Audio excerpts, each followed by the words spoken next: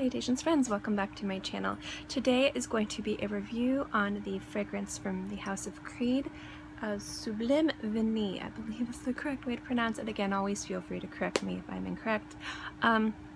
This little bottle was a gift. Been wearing it a bunch, and I'm ready to let you guys know what I think about this fragrance. So this is part of the Royal exclusive line, so this is one of the more expensive fragrances from Creed, but I do think that it's special and it does set itself apart differently than other vanilla-based fragrances. So if you're interested in vanilla fragrances and you want to know what makes this special, then keep watching.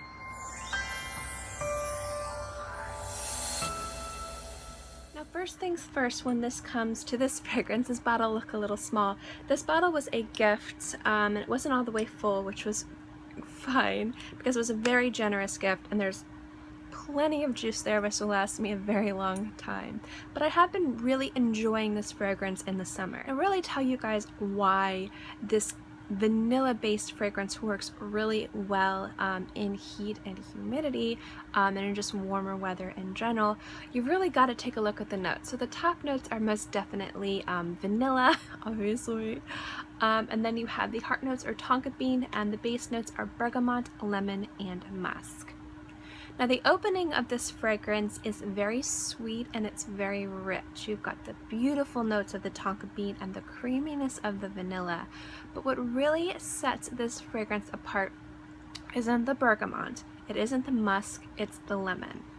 Now, if you guys know, in a few other of my videos I talk about how citruses, depending on what the citruses are, can come across as creamy, can come across as juicy or overtly sweet, or can be very crisp and biting and astringent.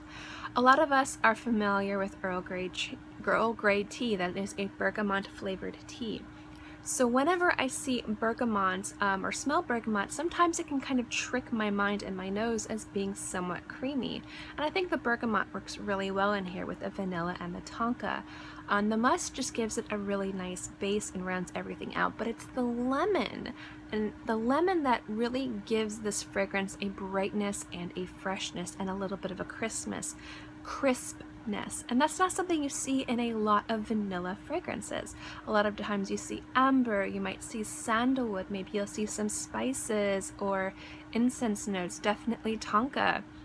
And with this fragrance, it's a very bright, fresh, somewhat crisp, sweet vanilla fragrance, and that combination of notes and the fact that it does sit a little bit light on the skin works really beautifully in warmer climates. So if you're someone like me, or warmer months, if you're someone like me who really loves vanilla fragrances and likes heavier fragrances but find it hard to wear for most of the time because you just live in a very hot and humid environment, this is a perfect vanilla fragrance or a warm, somewhat syrupy fragrance to wear, especially in the months or in the climate if it's too heavy, too humid, and too hot to wear some of those heavier, more syrupy, sweet fragrances. And that being said, this is an expensive fragrance. A 2.5 bottle, I believe, is over $500, almost $550.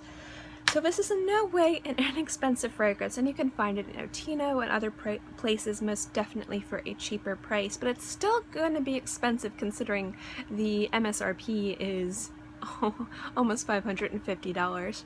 So I kind of wanted to talk about the quality of the juice and if I think it is worth that price point. And I'm going to talk about if it's worth the price point at full price, not if you can get it cheaper. The quality of this juice, just like Creed, it's a fantastic quality.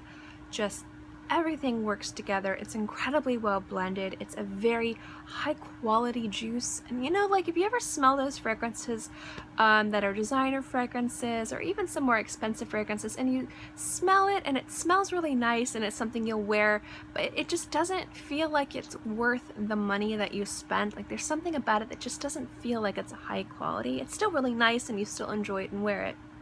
With this fragrance, even though it's a very high quality juice, I don't know if I think it's worth the full price. I think Spice and Wood and Jardin d'Amalfi, definitely part of the Royal Exclusives line, fall into the category of I can definitely see it's why it's the price that it is. There's something about those juices that just, to me, may smell expensive, and they are expensive, so it kind of matches.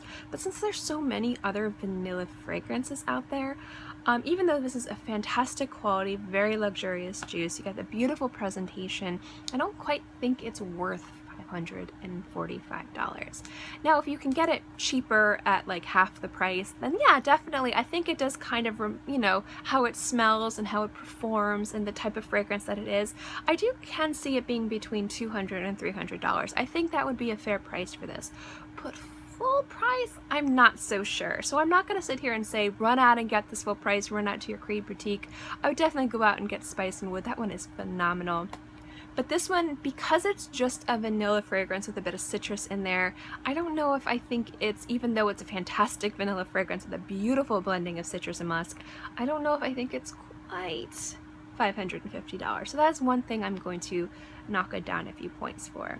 Now the presentation again is absolutely stunning and the juice is absolutely incredible. So I'm not saying it's bad whatsoever, but I think it's a little bit too much for what it is, which is just a vanilla fragrance. And that doesn't mean that this is bad, and that doesn't mean when I run out of this I'm not going to buy another bottle, because I probably will. I really like vanilla fragrances, but it's really hard for me to wear them in this heat because it's very humid, it's very sticky, it's very hot, and I really love vanilla fragrances, but I can only really wear them in the winter. So I get kind of worn out of wearing the same vanilla fragrances for like 3 or 4 weeks until I have to start moving into my summer fragrances again. So I get kind of like, okay, I'm done wearing the same fragrance every single day for 3 weeks. So it's nice to have one that I can keep coming back to when I miss wearing vanilla fragrances. Now I didn't want to get into the projection and the longevity of this, because that is also what played a part in me deciding that this is not quite worth $550. This fragrance has a really nice longevity. I get about 6 hours on my skin. I actually sprayed it this morning when I woke up, and it's still there.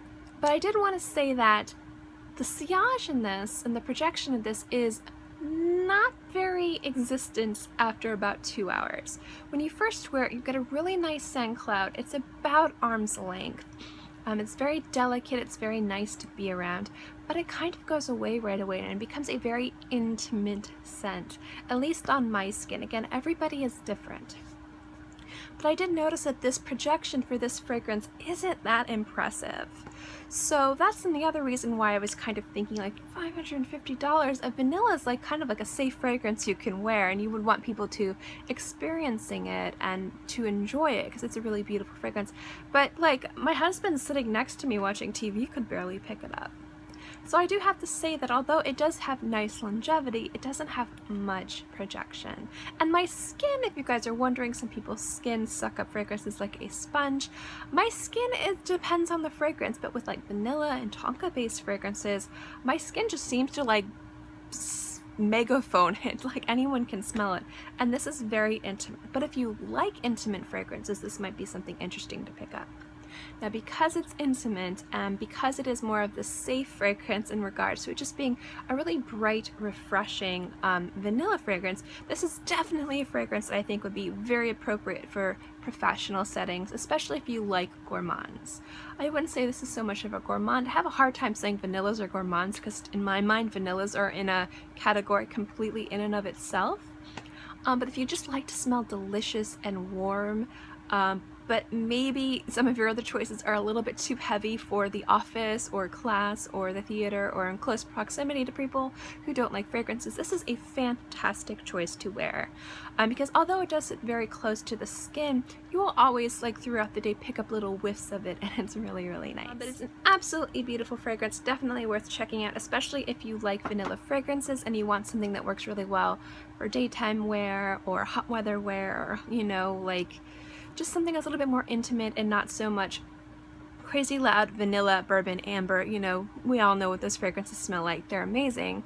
But this is a little bit different because it is more fresher and crisp. So if you wanted something like that to add to your collection, I definitely recommend this fragrance.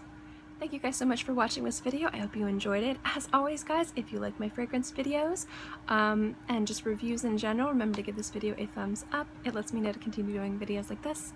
And also don't forget to subscribe, because it's free and I'm free, and I put out new videos every Monday through Friday, and sometimes on the weekends as well. So I'll always have something for you to watch.